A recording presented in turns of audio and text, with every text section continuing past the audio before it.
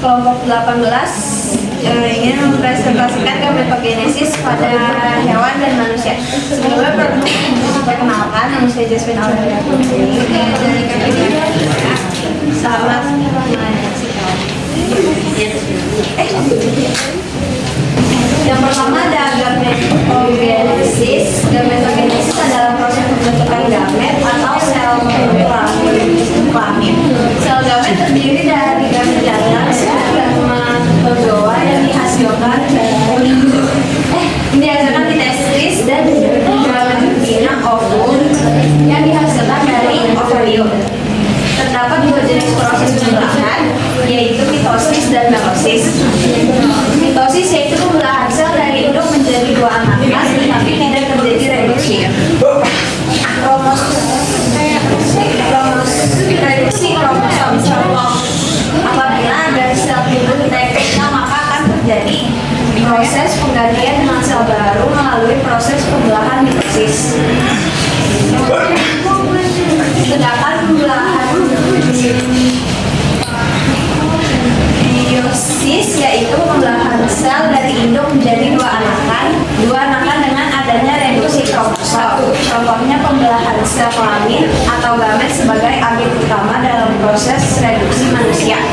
Gametogenesis terdiri dari 4 tahap, yaitu perbanyakan, pertumbuhan, pematangan, dan perubahan bentuk.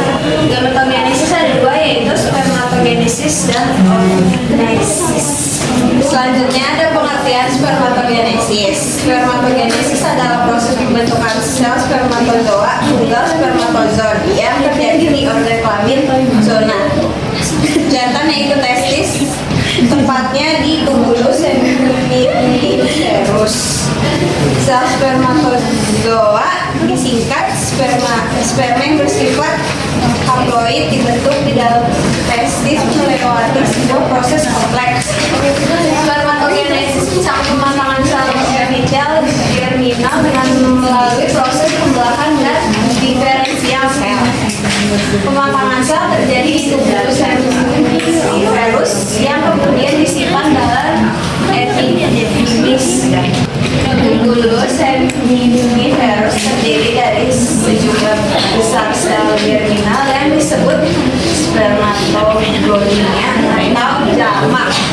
Spermatogonia terletak di 2 sampai 3 lapis luar sel-sel epitel tubulus seminiferus.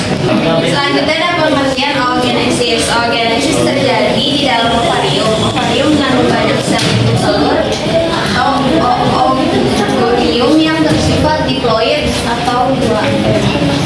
Oogonium tersebut akan membelah secara mitosis menjadi oosit primer. Oosit primer akan membelah secara mitosis menjadi satu oosit sekunder dan satu badan polar primer. Kemudian oosit sekunder membelah secara meiosis menjadi satu ootit dan satu badan polar sekunder. Ootit akan mengalami pematangan menjadi sel telur atau kosum. Sedangkan badan polar sekunder akan luruh atau degenerasi. Sel telur yang telah matang akan dilepaskan oleh ovarium. Pelepasan sel telur oleh ovarium disebut ovulasi. Selanjutnya penjelasan spermatogenesis. Sel induk akan membelah secara mitosis dan menghasilkan sebuah sel yang bernama spermatosit primer yang akan melanjutkan pembelahan secara meiosis 1. Spermatosit primer akan menghasilkan sel spermatosit sekunder. Kromosom pada spermatosit primer dan spermatosit sekunder berbeda karena pada pembelahan meiosis 1 terjadinya reduksi atau pengurangan jumlah kromosom, di mana jumlah kromosom yang semula adalah diploid atau sepasang masing-masing akan memisah kemudian pada pembelahan meiosis 1 juga terjadi peristiwa pindah silang. Spermatid akan melanjutkan lagi peristiwa pematangan atau maturasi dan akan menghasilkan sel-sel spermatozoa. Selanjutnya oogonium. Oogonium mengalami pembelahan mitosis dan menghasilkan sel oosit primer. Oogonium dan oosit primer merupakan bersifat diploid dengan kromosom yang berpasangan. Oosit primer akan melanjutkan pembelahan meiosis 1 menghasilkan oosit sekunder dan satu sel yang berukuran kecil atau badan polar satu. Oosit sekunder akan mengalami pembelahan meiosis kedua dan membentuk ootit. Dari sebuah sel induk oogenesis akan menghasilkan satu buah ovum yang fungsional, sementara tiga badan polar dua akan mengalami degenerasi. Ini faktor pembeda spermatogenesis dan oogenesis. Tempat spermatogenesis yaitu tubulus seminiferus dalam testis. Tempat oogenesis itu di ovarium. Hasil spermatogenesis 4 sel fungsional berupa sperma haploid. Sedangkan oogenesis 1 sel fungsional yaitu ovum haploid dan 3 sel non fungsional yaitu badan polar. Proses spermatogenesis terjadi terus-menerus.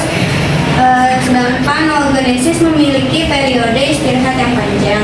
Ukuran spermatogenesis sama sperma berukuran sama dengan spermatid dengan spermatosit. Ukuran oogenesis berbeda, ovum berukuran lebih besar dari ovum. Waktu berlangsung spermatogenesis dimulai pada masa pubertas dan selama hidup. Waktu berlangsungnya oogenesis pralahir, pasca lahir, pasca pubertas hingga menopause. Jumlah produk spermatogenesis menghasilkan ratusan juta sperma dan oogenesis hanya menghasilkan 1 ovum per bulan.